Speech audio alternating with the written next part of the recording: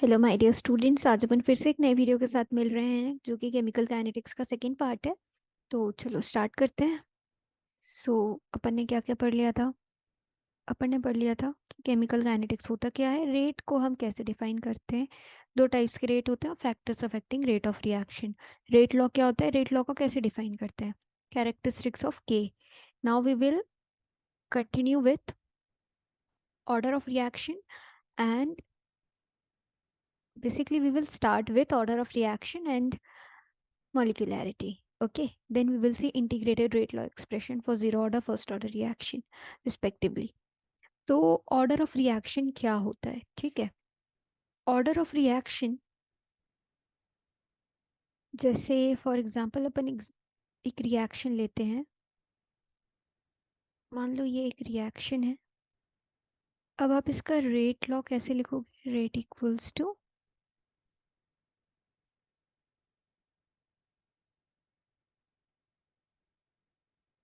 This is the rate law. Okay, now order of reaction is what? Order of reaction is the sum of exponent. Exponent means powers. तो इनका sum to which change in concentration terms are raised in a rate law equation is known as order of a reaction. ठीक है। अब यहाँ पे concentration हम मान के चल रहे हैं, ए का चेंज हो रहा है, बी का चेंज हो रहा है, इसीलिए हमने उसको रेट लॉ एक्सप्रेशन में कंसीडर किया है और हम उसकी पावर्स को ऑर्डर ऑफ रिएक्शन में ले रहे हैं। अभी आप आगे देखोगे ऐसी कुछ रिएक्शंस होती हैं, ठीक है, जैसे हाइड्रोलिसिस ऑफ एस्टर, जहाँ पे वाटर का कंसंट्रेशन बहुत ज़्यादा होता है तो हम उसको क्या करते हैं,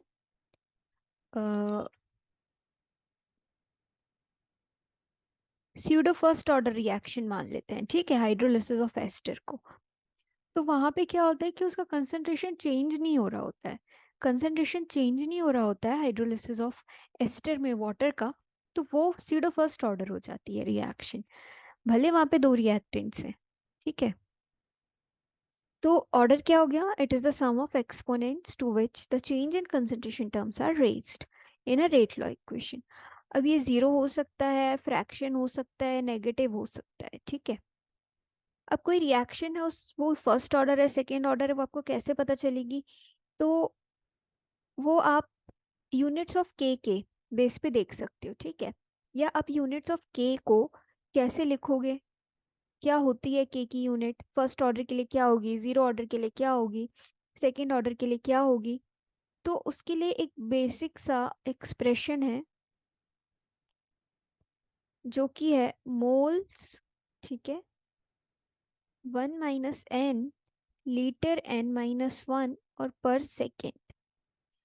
यहाँ पर n आप रख दो, n is for order of reaction, zero order है जीरो रख दो, सेकेंड ऑर्डर सेकेंड रख दो, फर्स्ट ऑर्डर है फर्स्ट रख दो।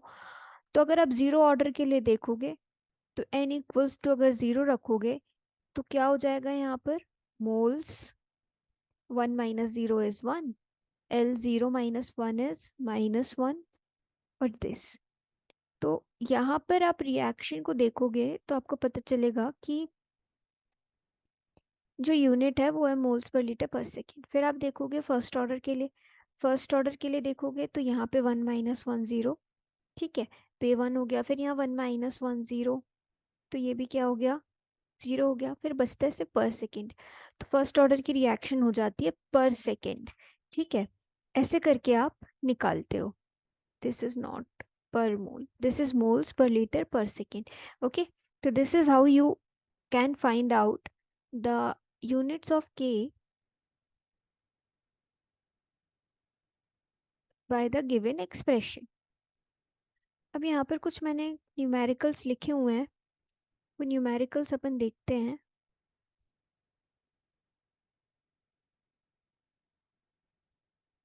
ऑर्डर ऑफ रिएक्शन पे ही है। तो फर्स्ट न्यूमेरिकल दिया हुआ है, एक रिएक्शन है जिसमें एक्स और वाई रिएक्ट कर रहे हैं और आपका प्रोडक्ट जो है बन रहा है, यहाँ पे एन की वैल्यू ज़ीरो है। तो आप सबसे पहले रेट लॉ यहाँ पर लिखना है आपको, तो यहाँ पे आप सबसे पहले लिखो रेट लॉ, ठीक है, एक्स वाई। अब दोनों की पावर, एन की पावर ज़ीरो है, मतलब यहाँ ज़ीरो यहाँ ज़ीरो, ये 0 मतलब 1, ये 0 मतलब 1, तो rate is equals to what, rate constant. कभी कभी ऐसा क्वेश्चन भी आता है कि ऐसी कौन सी कंडीशन है जहाँ पे rate of reaction rate constant के बराबर होता है। तो जब कंसंट्रेशन ऑफ रिएक्टेंट्स यूनिमोलर होते हैं ना, 1 मोलर होते हैं, तब आपका रेट ऑफ रिएक्शन के बराबर होता है। फिर सेकेंड क्वेश्चन है, ए बी और सी रिएक्ट करके प्रोडक्ट बना रहे हैं, ठीक है। रिएक्शन क्या है, फर्स्ट ऑर्डर है with respect to A, second order है with respect to B, third order है विथ रिस्पेक्ट टू सी। तो आप रेट ऑफ रिएक्शन लिखो, फिर से कैसे लिखोगे,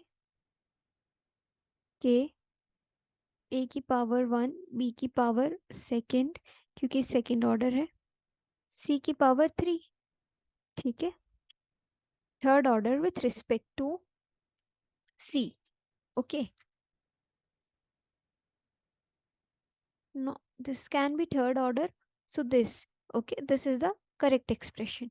If यहाँ पे थर्ड ऑर्डर की जगह मैं इसको 0 ऑर्डर कर दूं, तो क्या लिखोगे आप, के ए की पावर 1, बी की पावर 2, सी की पावर 0, तो रेट क्या हो जाएगा, के ए बी की पावर 2। तो सिंपल है ये, है ना।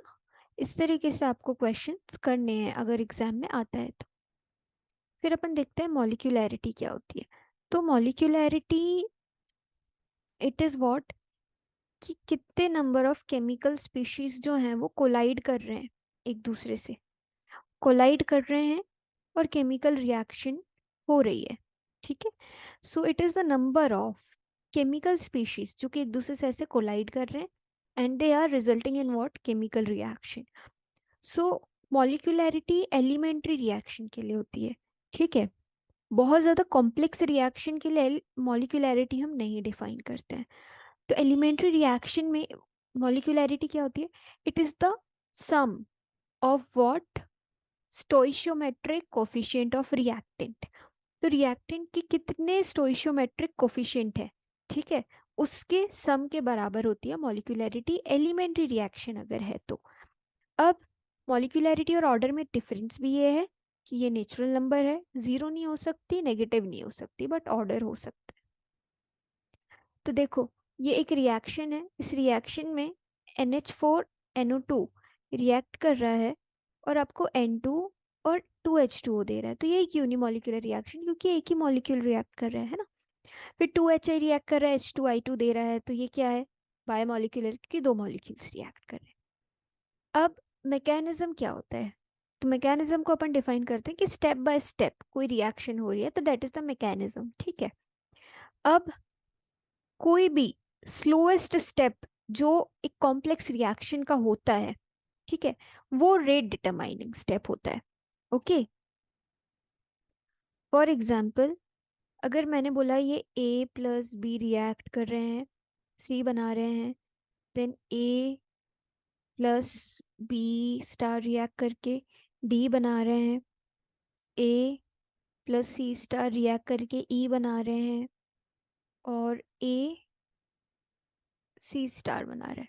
ये ऐसी कोई भी ऐसी रिएक्शन लिख दी अपन ने, ठीक है। अब मैंने बोला कि slowest step is this, this is the slowest step. तो ये एक कॉम्प्लेक्स रिएक्शन है, ठीक है, जिसमें क्या हो रहा है कि ये इतने सारे स्टेप्स हो रहे हैं और एक फाइनल रिएक्शन हो रही है, ए से सी स्टार बन रहा है। तो मैंने ये बोला कि ये वाली रिएक्शन जो है स्लोएस्ट है।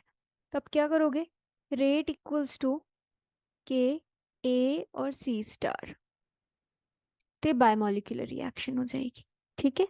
भले इनिशियली अपन को यूनिमोलिकुलर लग रही है। सो इस तरीके से हम मैकेनिज्म के थ्रू स्लोएस्ट स्टेप जो होता है वो रेट डिटरमाइनिंग स्टेप होता है, ठीक है, उसके अकॉर्डिंग जो जितने मॉलिक्यूल्स रिएक्ट करेंगे वो मॉलिक्यूलैरिटी हो जाएगी। तो the slowest step is the rate determining step, so rate law for the overall reaction involves reactant in the slowest step, okay. So this is what basically the molecularity. Now we will come to integrated rate law equations. These are very important. These come in your boards as well as BSc classes to derive it. So अगर zero order reaction है, reactant है, product बन रहा है, zero order है मतलब कि आप रेट को दो तरीके से लिख सकते हो। एक लिख सकते हो के, है ना, ये है एवरेज रेट, एक आप लिख सकते हो -dr/dt, ठीक है, ये इंस्टेंटेनियस रेट है। अब दोनों में रेट के होता है, के होता है, तो अब आप क्या करो, इस dt को इधर ले जाओ, तो k dt इक्वल्स टू क्या हो जाएगा, -dr, ठीक है। अब क्या होगा, इसके बाद आप इसको इंटीग्रेट कर दो। इंटीग्रेट जब करोगे तो यहाँ पे के टी बचता है, और जब ये इंटीग्रेट होता है ना, कांस्टेंट इंटीग्रेट होता है तो एक और कांस्टेंट सामने आ जाता है, that is what, integration constant. तो जब ये इंटीग्रेशन कांस्टेंट आएगा तो डी आर का क्या हो जाएगा, आर हो जाएगा। ये आपने इसको इक्वेशन 1 मान ली। अब इंटीग्रेशन कांस्टेंट की हमें वैल्यू निकालनी है, ठीक है। इंटीग्रेशन कांस्टेंट की वैल्यू निकालनी है तो हम क्या करेंगे, हम एज्यूम करेंगे टी ज़ीरो पे, ठीक है। इनिशियली जब टाइम ज़ीरो था तो रिएक्टेंट का कंसंट्रेशन क्या था, r equals to r not था। तो अब आप क्या करोगे, इस इक्वेशन में पुट करोगे, सेम इक्वेशन ना ये, यहाँ पर आप पुट कर दो time equals to zero plus integration constant minus r not. तो ये ज़ीरो हो गया तो आई की वैल्यू क्या आ गई, -r0। अब आई की वैल्यू -r0 आ गई, तो अब आप क्या करोगे, इस वैल्यू को इक्वेशन 1 में रख दो। इक्वेशन 1 में रखोगे तो आई की वैल्यू -r0 यहाँ रख दी, के क्या हो जाएगा, के इसको यहीं रहने दो, आर ये माइनस है, ये प्लस हो जाएगा, तो ये इधर आएगा तो ये प्लस हो गया, तो r0 - r, ठीक है। फिर यहाँ t बचेगा तो अपॉन टी, तो k का एक्सप्रेशन क्या आ गया जीरो ऑर्डर रिएक्शन के लिए, r0 - r/t। Okay, this is very easy. आपको दो टाइप के रेट लिखने हैं, एक एवरेज रेट, एक इंस्टेंटेनियस रेट। फिर उसमें के बाद इंटीग्रेट करना है, इंटीग्रेट करने के बाद इंटीग्रेशन कांस्टेंट की वैल्यू निकालनी है, उसकी वैल्यू रखनी है, और फिर रेट लॉ एक्सप्रेशन आ गया। अब आप इसका ग्राफ देखो, तो कंसंट्रेशन और टाइम के बीच में देखो, कंसंट्रेशन और टाइम है ना, इनवर्स रिलेशन है, तो टाइम के साथ कंसंट्रेशन कम हो रहा है। अब अगर आप देखो रेट कांस्टेंट और टाइम के बीच में, तो वो कांस्टेंट है, ठीक है, के और टी के बीच में, तो वो कांस्टेंट है। ओके, नाउ अगर आप हाफ लाइफ निकालना चाहते हो, तो हाफ लाइफ क्या होती है कि जब टी, जो टाइम है वो टी हाफ अप्रोच कर रहा है तो कंसंट्रेशन भी हाफ हो जाएगा, है ना। तो it is the what, time period in which half of the reactants जो है वो रिएक्ट कर चुके हैं। तो अगर टी हाफ होगा तो रिएक्टेंट कंसंट्रेशन क्या हो जाएगा, r0/2 हो जाएगा। जब टी टी हाफ होगा तो आर नॉट, आर जो था वो आर नॉट था, वो क्या हो जाएगा, अब r0/2 हो जाएगा। तब आप क्या करोगे, वही करोगे, के इक्वल्स टू ऊपर वाली रिएक्शन जो थी वहां रख दोगे r -r0/2, फिर क्या करोगे, अपॉन टी हाफ, ये आर नॉट है, ठीक है, यहाँ पे भी ये आर नॉट है। तो ये जब सॉल्व करोगे आप इसको, तो कैसे सॉल्व होगा, टी हाफ को उधर ले जाओ, के को नीचे ले आओ। जब पूरा सॉल्व करोगे, T half equals to r0 - r0/2, ये अपॉन में के है,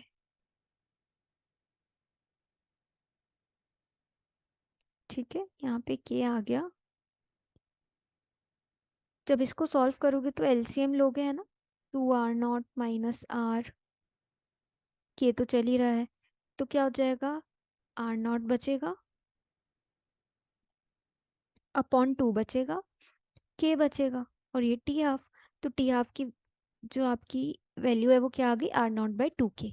so this is how you will find out the half life for zero order reaction. This is again very simple.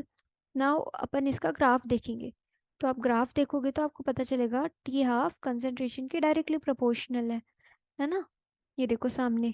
तो with time it increases. Now first order, तो same first order के लिए है कि reactant product में convert हो रहा है। फिर से आपने एवरेज रेट लिखा, अब फर्स्ट ऑर्डर है इसलिए रिएक्टेंट की पावर 1 है। फिर आप क्या करोगे, एवरेज के बाद इंस्टेंटेनियस रेट लिखोगे, इंस्टेंटेनियस रेट लिखोगे उसके बाद के को यहाँ ले जाओगे, के डी टी, फिर dr/r हो जाएगा। फिर क्या करोगे, इसको इंटीग्रेट करोगे, इंटीग्रेट करोगे तो के टी आ जाएगा, फिर लिमिट आ जाएगी r0 से r, उसके बाद इंटीग्रेट करने के बाद ln आएगा, ठीक है। के ln आर नॉट। अब जब भी ln का अपन इंटीग्रेशन के बाद जब ln हटता है ना, ln के आर, तो क्या हो जाता है, log 2.303 से मल्टीप्लाई करना पड़ता है। तो जब ln हटेगा तो ये इतने वैल्यू से आपने इसको मल्टीप्लाई कर दिया, ओके। और log a माइनस ये होता है ln a अपॉन b, ठीक है। log a minus log b होता है log a अपॉन b। तो ये यहाँ पे माइनस में था तो आर नॉट अपॉन आर हो गया। तो k का एक्सप्रेशन क्या आया, 2.303 upon t log r not upon r, ठीक है। दिस इज द k की वैल्यू ना। अब यहाँ पे a क्या है, अब देखो आर नॉट तो इनिशियल कंसंट्रेशन था टाइम जीरो पे, आर क्या था, जब कुछ अमाउंट ऑफ रिएक्टेंट ने रिएक्ट कर लिया है। अब अगर ए, ये इस टर्म में भी हम इसको लिख सकते हैं लॉग के बाद वाली टर्म को, ए इज इनिशियल कंसंट्रेशन और एक्स जो है ये इनिशियल था, इसमें से एक्स अमाउंट ने रिएक्ट कर लिया, तो बचा कितना, ए माइनस एक्स बचा। फॉर एग्जाम्पल रिएक्टेंट है, प्रोडक्ट बन रहा है, टाइम इक्वल्स टू जीरो पे ये ए था ये जीरो था, एक्स अमाउंट इसने रिएक्ट कर लिया और यहाँ पे एक्स अमाउंट बन रहा है। तो बच कितना रहा है, ए माइनस एक्स, और यहाँ पे प्रोडक्ट कितना बन रहा है, x. So this is what, कि ये इतना अमाउंट रिएक्टेंट का बच रहा है और प्रोडक्ट का इतना बन रहा है, ठीक है। यहाँ पर मैंने आपको एक एग्जांपल भी दिया हुआ है कि फॉर एग्जांपल 20% रिएक्शन कंप्लीट हुई है, तो आप इसको कैसे निकालोगे, 20% कंप्लीट हुई है तो फिर आपको फॉर्मूला ए अपॉन ए माइनस एक्स वाला लगाना पड़ेगा, ठीक है। ये आपकी अंडरस्टैंडिंग है कि क्वेश्चन कैसा आ रहा है। अगर इनिशियल कंसंट्रेशन दिया है, फाइनल दिया है, आप direct r not upon r निकाल लो। बट अगर 20% कंप्लीट हुई दिया है, 30% कंप्लीट हुई दिया है, तो कैसे निकालोगे, तो ऐसे निकालोगे कि 20% कंप्लीट हो गया है, मतलब एक्स, मतलब प्रोडक्ट कितना बन रहा है, 20 टोटल में 100, कितने का, ए का, टोटल था ए, उसमें से 20% कंप्लीट हुई है रिएक्शन, तो ये कितना हो जाएगा, 0.2 ए, मतलब एक्स प्रोडक्ट कितना बन रहा है, इतना बन रहा है। तो अब आप क्या करोगे, 2.303 अपॉन टी हाफ, क्योंकि अपन हाफ लाइफ निकाल रहे हैं, ठीक है, लॉग ए, ये हाफ लाइफ का फॉर्मूला है, ओके। तो ये आप x की जगह यहाँ पे क्या रख दोगे, 0.2a, ठीक है, यहाँ पे x की जगह रख दोगे 0.2a, फिर ये सॉल्व हो जाएगा। फिर अगर आपको हाफ लाइफ निकालनी है, हाफ लाइफ निकालनी है तो a क्या हो जाएगा, अब यहाँ पे x क्या हो जाएगा, x हो जाएगा a/2, a/2 रखोगे, फिर ये सॉल्व करोगे तो क्या हो जाएगा, a/2 फिर से बचेगा, तो log 2 अपॉन a, और ऊपर भी ए, तो ए से ए कट जाएगा। log 2 कितना होता है, log 2 होता है 0.3010। तो जब आप इसको सॉल्व करोगे तो क्या हो जाएगा, टी हाफ जो आपको फर्स्ट ऑर्डर के लिए मिलेगा वो मिलेगा 0.693 अपॉन के। So this is very very important formula. 12 CBSE board में डायरेक्ट फॉर्मूले पे क्वेश्चंस आते हैं, ठीक है। तो ये आपको याद रखना है। और ये जो मैंने नोट्स आपको बना के रखे हैं ना यहाँ पर, ये बहुत ही इजी और पूरे सिर्फ एनसीईआरटी के हैं, तो इतना पढ़ के भी जाओगे ना तो आराम से हो जाएगा सॉल्व। इसके बाद हम न्यूमेरिकल्स भी करेंगे। फिर ये देखो ग्राफ, तो टी हाफ और ए, तो देखो अब टी हाफ का कंसंट्रेशन पे डिपेंडेंसी नहीं है, तो टी हाफ ए के बीच में ग्राफ क्या है, कांस्टेंट है। तो अगर आपका कांस्टेंट ग्राफ आता है टी हाफ और ए के बीच में और आपको आइडेंटिफाई करने आ जाता है एमसीक्यू में, फर्स्ट ऑर्डर सेकेंड ऑर्डर है, तो आपको क्या देखना है कि अगर कांस्टेंट है और प्लॉट किसके बीच में, टी हाफ और ए के बीच में, तो आपका क्या हो जाएगा, फर्स्ट ऑर्डर हो जाएगी। फिर आप लॉग के बीच में देखो, एल एन ए और टाइम के बीच में, तो टाइम के साथ डिक्रीज होगा कंसंट्रेशन। फिर log r not upon r, log r not upon r इसके बीच में देखो, और टाइम के बीच में देखो, तो log r not upon r, है ना, और टाइम, तो टाइम यहाँ पर है, अगर आप वहां ले जाओगे तो क्या हो जाएगा, डायरेक्ट रिलेशन हो जाएगा ना, तो ये स्ट्रेट लाइन आएगी। अब यहाँ देखो सीडो फर्स्ट ऑर्डर रिएक्शन, यहाँ पे जो मैं बात कर रही थी कि क्या होता है कि कुछ ऐसी रिएक्शंस होती हैं जो कि फर्स्ट ऑर्डर की सच में नहीं होती हैं, बट अंडर सर्टेन कंडीशंस वो रिएक्शंस फर्स्ट ऑर्डर की बन जाती हैं, तो उसको हम कहते हैं स्यूडो फर्स्ट ऑर्डर रिएक्शन। अब आप यहाँ देखो दो रिएक्टेंट रिएक्ट कर रहे हैं, तो यहाँ पे दो सेकेंड ऑर्डर रिएक्शन होनी चाहिए, but it is actually a first reaction, first order reaction. अब वो कैसे, तो अगर आप हाइड्रोलिसिस ऑफ एस्टर देखोगे ना, तो ये इथाइल एसीटेट है ना, तो यहाँ पे वाटर का जो अमाउंट होता है वो काफ़ी ज़्यादा होता है, तो उसको हम इग्नोर कर देते हैं। ठीक है। तो जो एस्टर का रिएक्शन का जो रेट होता है वो सिर्फ एस्टर पे डिपेंड करता है, इसलिए ये फर्स्ट ऑर्डर हो जाती है। So this is all what we have to studied in this video. Then next we will study collision theory. Okay, thank you, I hope you understood it.